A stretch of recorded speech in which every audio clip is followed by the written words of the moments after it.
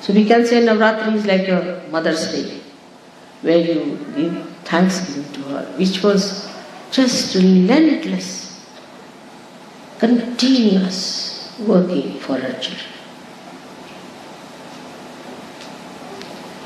Motherhood is much more important than the Guruhood, because Guru is the one who trains you, makes you efficient, but the mother forgives you, she loves you, she sustains you and she teaches you how to love.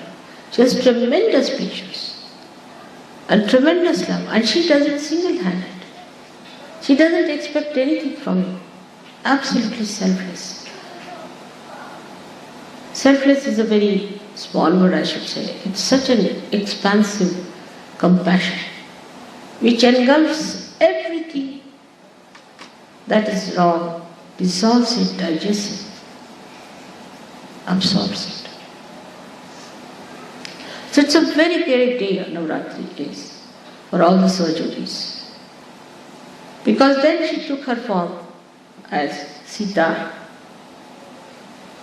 as the power of Sri Rama.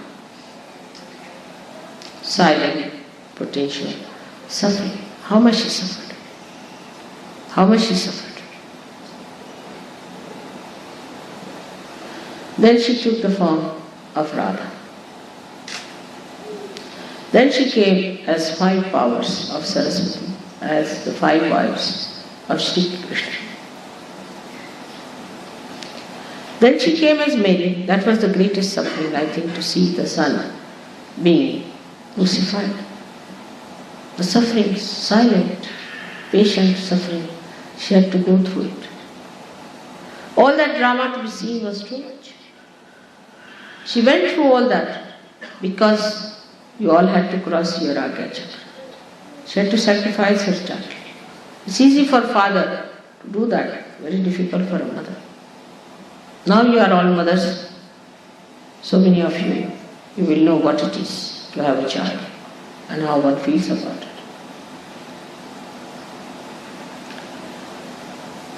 After doing that, she comes to the state where you have to give your realization. It's a work of tremendous patience, as you know. It's tremendous patience and understanding. Human beings, as the time advanced, have evolved, put out for realization, but also evolved into very funny, stupid, crooked, nonsensical ways. It's impossible to understand how they go about with their stupid ideas and how troublesome they can be. They can be very crooked, funny, troublesome, to such an extent that sometimes even it is difficult to forgive. Despite that, so many of you are here today in Europe, in the land of the Guru. Here I find who have got realization.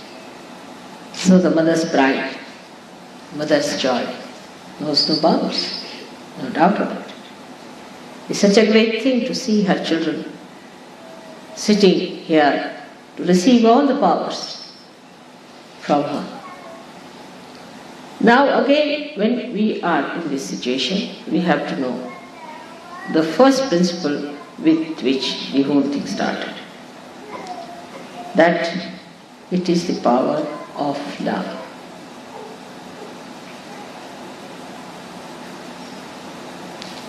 It is the power of love that has brought you to this state. And it's the power of love that you will expression manifest, you will evolve. Now, after coming to Sahaja Yoga, also the temptations become subtler and subtler. We try to do Sahaja Yoga. We try to spread Sahaja Yoga sometimes for the power's sake. Maybe you are lonely, so you want to have more Sahaja Yogis. Maybe you do it because you think that that's how you spread your powers. Even there are problems on leadership, I find ego problems there are. Somebody is appointed a leader, then another feels bad, this, that, all goes on. I see the drama going on. Like small children, they fight. What is this leadership? It's just artificial. He's not even noted in any newspaper.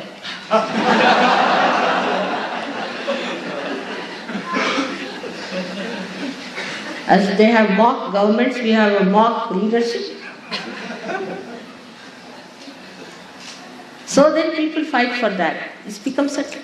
The power struggle goes on, becoming subtler and subtler. Then again money problems come up. Some people think that Sahaja Yoga is a very good way of making money. Or some people think that we can get a lot of money because Mother blesses people with money, affluence, so let us be in Sahaja Yoga. But don't spend a single pie, you see. Just manage it. No, it's not like that. It's the other way around. It's again another dilemma is that in India, which is a place of poverty compared to all of you, everyone donates money.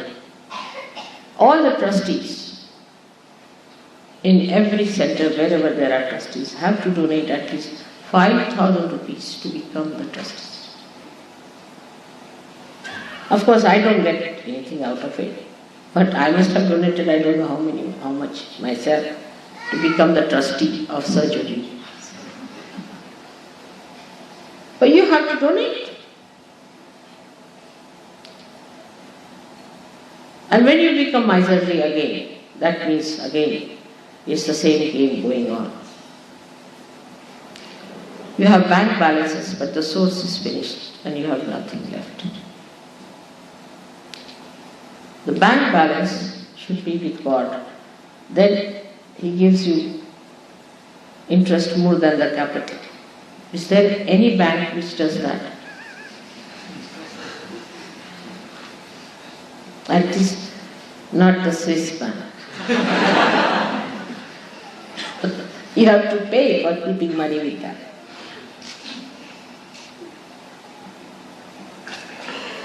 That's how it is. You should always try to go to the source. This becomes subtler and subtler in the sense that people think that now their children are realized souls. Alright, so what? They are not gods, are they?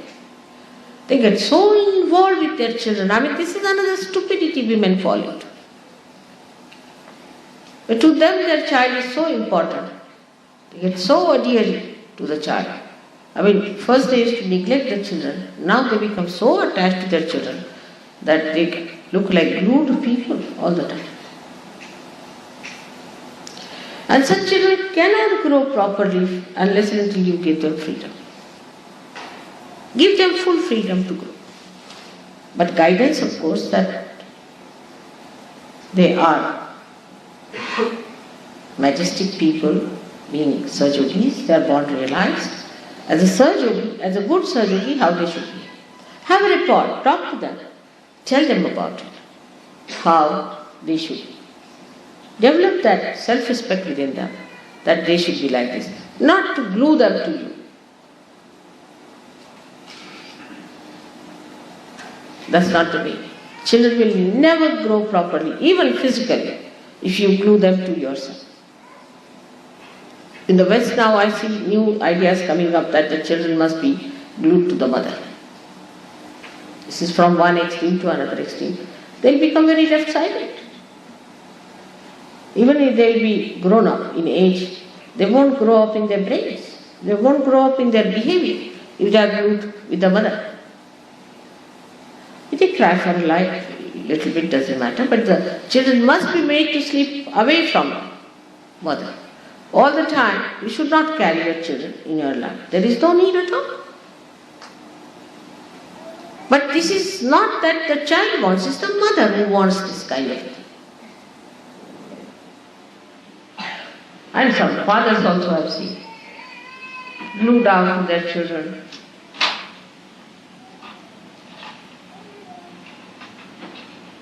And then they say, mother, my child is spoiled, he's like this, like that. Such children will get possessed very fast if you make the children dependent on it. very fast they will become possessed. If you make them over independent, you are on your own. Like the other side was that when we were in Oxford, a girl of 7 years used to come and give us newspapers, and she was a daughter of a lord.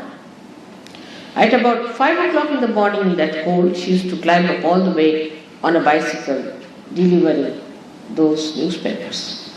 And when I told her, "Mother, what are you doing? It's very dangerous. This child is in danger. She's a girl. How can you do that to her?" She said, no, she has to be on her own. So the one side is to be on her own, and another side is to glue them. Is again the same subtle attitude of possessiveness. It's possessiveness. This is my child. I must look after the child. The child is a realized soul. This, that. Only your child is not realized soul. Everybody's child is a realized soul in search of. How much do you do for others' children? Or only you look after your own child? The custom should be, if you buy one thing for your child, buy 2 more things for another child. Buy better things for another child and less things for your child.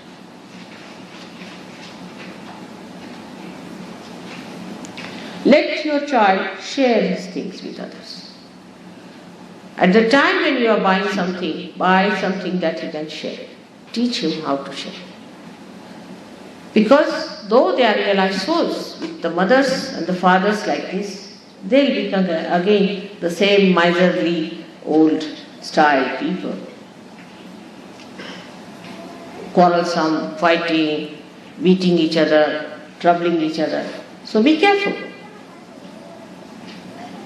Being realized soul, you'll be surprised, they will be extremely, extremely convenient for you. Give them to other Sahajogis to handle. Depend on them, let them look after. And the homogeneous feeling comes through children. Children are the ones who bind each other. But don't touch my child. This is my child. You close the door as soon as somebody comes in. That's you are going back in the same way as your mothers have been. There is no war on in Sahajoga. We are in the domain of God. This realization has to come. There is no need to seek all these useless things, these pleasures of life. Understand your responsibility. That you are Sahajogis first and last and in the middle. And as Sahajogis, what is your duty? Is to be completely dedicated for the betterment and the benevolence of others. That's the only thing which is going to nourish you to rise. If you look after your children like this, like mad, it's not going to help you. You will have problems. If you neglect your children, you will have problems. So come in the center and be just witnesses of all that.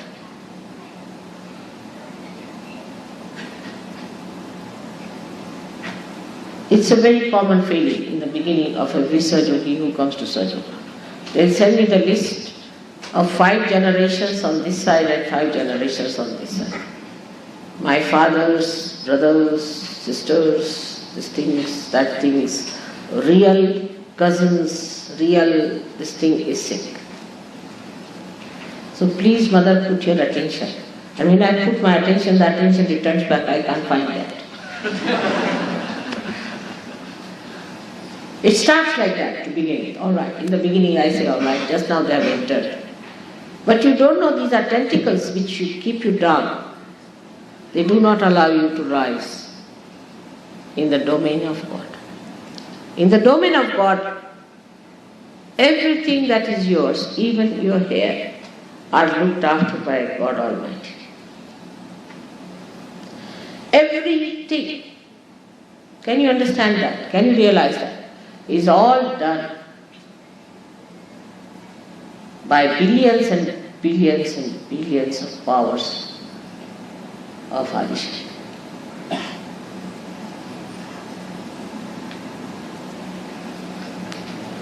can you do yourself? Nothing, except for worrying and troubling. So just if you believe and assume that power today, that you are in the domain of God, which is active benevolence. The nature of it is active benevolence. As they say, hita.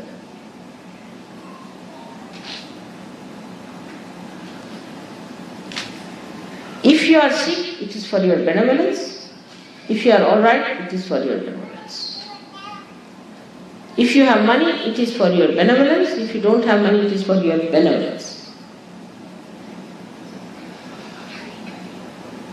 Everything does good for you in the domain of God.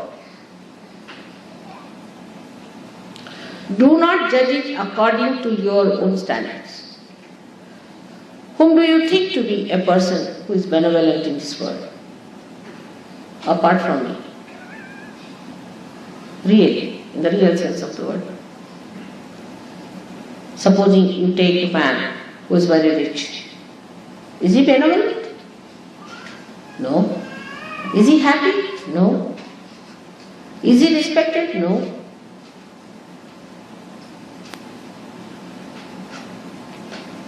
At least he has to be a realized soul to be somewhere near that description. And if you have to ascend in the domain of God, you have to know that everything works through His power. Your activity, your inactivity, your sleep, everything is worked through His powers of love. Love can never harm, can never destroy. You go a little ahead of it, and it showers flowers of love. But understand your nature. Supposing you are a left-sided person. Mostly I have seen left-sided persons always want to do my púdžas. And the right-sided persons are organizing. Do the other way around. Must know your nature. Give yourself a balance and then enter into the kingdom of God. Like you are entering into a door, say for example, and you have too much load on your back, meaning you are a left-sided person. Then take down the load from your back on your head and enter. But if you have too much on your head, put it on your back and enter. Because you are tired, you do it every day. Supposing this hand is tired, you put it on the left hand. I see in the aeroplane when people are walking, they are holding it with one hand, and automatically when it is tired, they put it to the left. Automatically, they are not Sujukis. In the same way, in life also, if you have done one-sidedness too much, try to do the other side and give yourself a balance.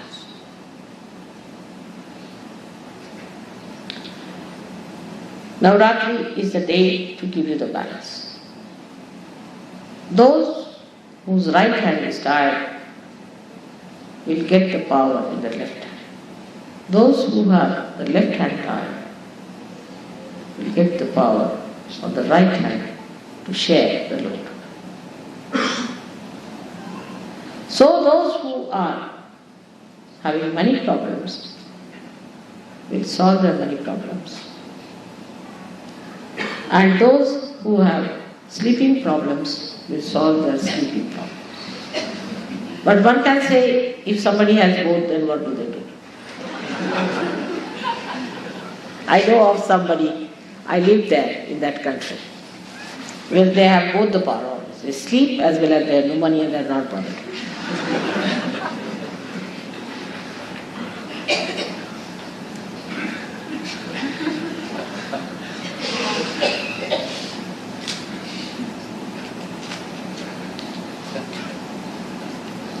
So, for such people, what should we do? Of course, I won't tell you, but one has to do something about it.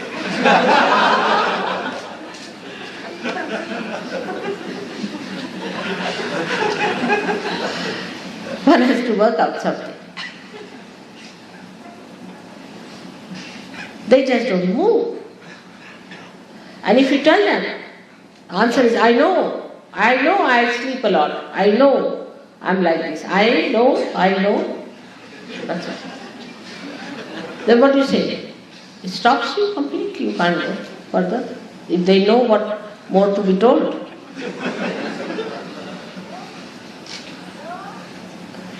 This is a complete mountain there standing just to finish you completely.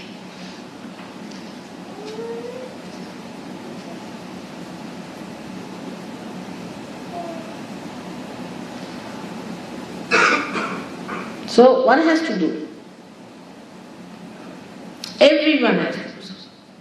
Somebody is working it out. Somebody is doing some work. And another is not helping. Then that cannot be completed. It's a collective work. One person cannot do it. I've seen it happens like this. It's a collective. So we come to the position that Navaratri today is not the work of Mother only, which she did so far. It's the work of every one of us. I cannot do it single-handed. If I could, there was no need for you to be here. I would have built the aeroplane, put you there, push them somehow or other, lock it up and put you there. It's not possible. You all have to carry your own aeroplanes. Build it up and carry it yourself with dignity. Not like small children, so you have to mature. And for that maturity, it's a collective thing that has to take place. In the beginning in the school, all right, they'll teach you 2 + 2 is equal to 4. But when you go to the college, you have to do it yourself. Solve the problem yourself. And that's what it is today. Sahaja Yoga is good to get your realization in these modern times. But the maturity has to take place. Otherwise it's useless. Up to the seed was all right, but once it is sprouted, it must become the tree, otherwise it's useless. And that all of you have to do together, helping each other, understanding each other. And everyone has to work it out. Even if one person suffers, I suffer.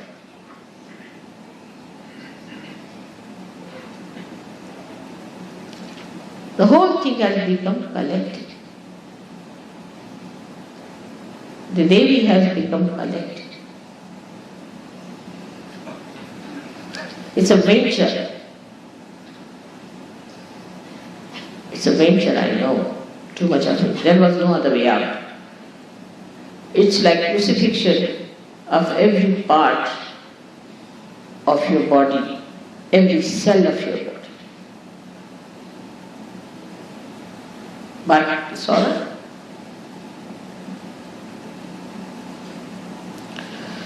So today, instead of feeling guilty, you should be filled with tremendous courage and tremendous enthusiasm. That we have to do it, because Mother has given us the power. We can do it. Nothing should keep us down. And we are going to help each other. One person is doing one job, nobody will look at it. You see, they won't just move. I know. I'm sitting down. I know. I don't do anything. I know. And in Sahaja Yoga, it has become even subtler. I want to do, but there's a booth in me which doesn't allow me to do. So you get out with your booth. That's what it is. All these arguments are stupid, of no value in Sahaja Yoga. That means you have not understood the meaning of Sahaja Yoga. You have not understood the meaning of yourself, and you have no respect for your life. That's what it is. If you indulge into such thinking, then it is no good. But today you have to promise to yourself and to me within your heart that you are going to be filled with that enthusiasm and that Shakti. time has come.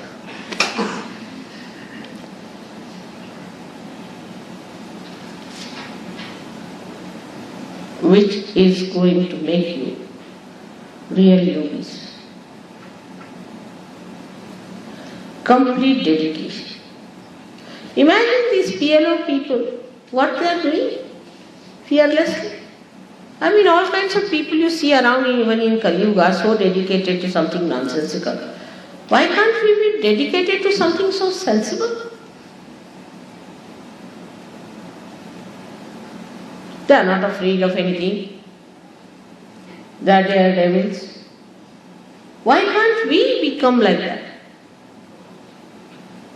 What's wrong with us? So every one of us must have that enthusiasm, and I am an institution by myself. And I am going to do it. I am not going to take advantage of the ashram life, nicely settle down in the ashram, see, very good, cheap. No. We are all going to move out also and take up a place somewhere there. For the time being, ashram is all right. But then give more room to others are coming.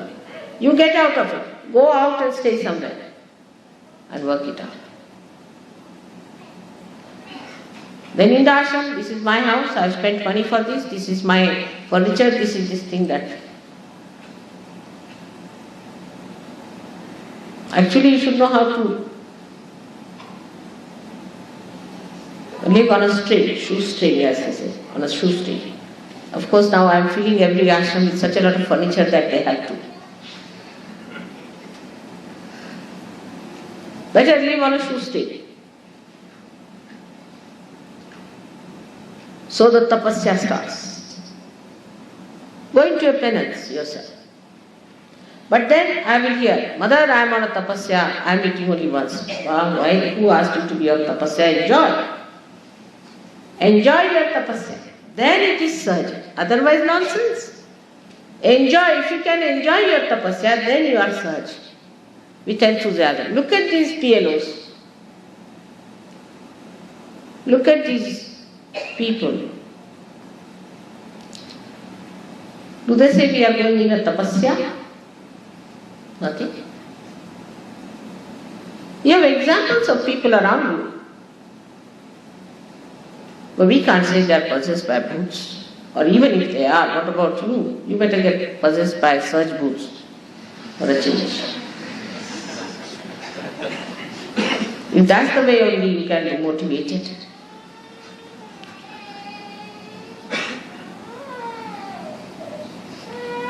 So tell your mind, no explanations, nothing doing, I am going to show my worth.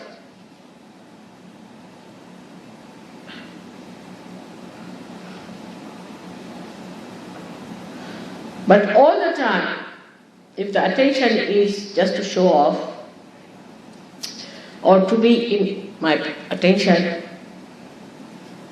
or to be in contact with me, to be writing to me or something, it's not going to help at all.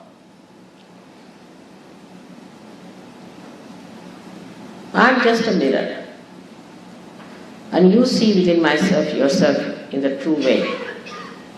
And also this mirror is full of Maya. So devil may look into this mirror and may look like a saint to him. If he has ego, he might look like a saint to himself.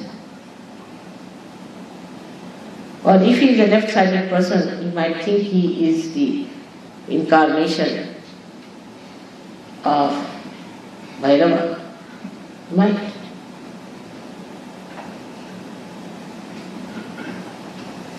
But if he is truthful, he can see clearly that he is the highest of highest. He is a surgeon. And unless until you see yourself like that, know that it's a Maya.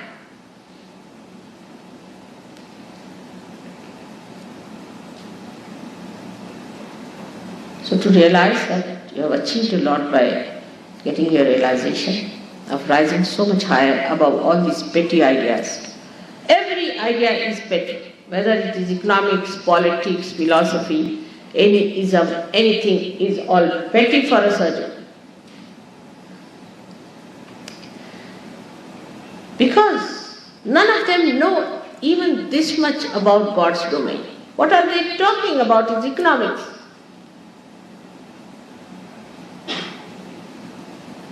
They do not know anything about his politics. They do not know anything that there is a miraculous power which rules the whole universe, which is so efficient, which never fails, so timely, so sensible, so interesting, dramatic. See how we resolved all these things in no time. How we got to this place. I was to have this puja here. All this you know. How I came here. See the miracle working. How the powers of the divine working. You be the proper instrument of the divine. And it has another force, as I told you, centripetal and centrifugal, and you might be thrown out. So be careful on that point. Face yourself in truthfulness. Do not get pampered by your ego or morosed by your superego. Just see for yourself as a powerful instrument of love. But in love you do not become indiscreet. Steadily, beautifully, gently, you attend to it. And so much power can be born. You will be amazed that water, which looks something so frivolous to us, has so much power in it. You know about hydrostatics. This Mother Earth, which looks so simple, we walk on her our feet, she attracts us on ourselves. She's spinning with such a speed herself, she keeps us sticking on to her. She's doing thousands and thousands of tremendous jobs, this great Mother Earth. She looks so simple. She's so powerful. In the same way you are made out of this Ganesha Tattva, which is so tremendous.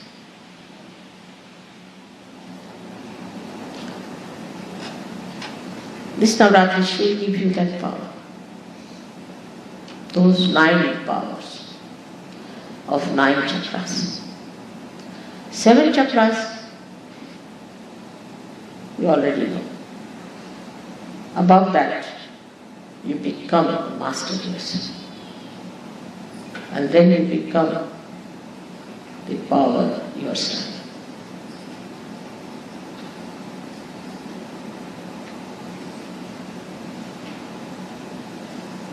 May God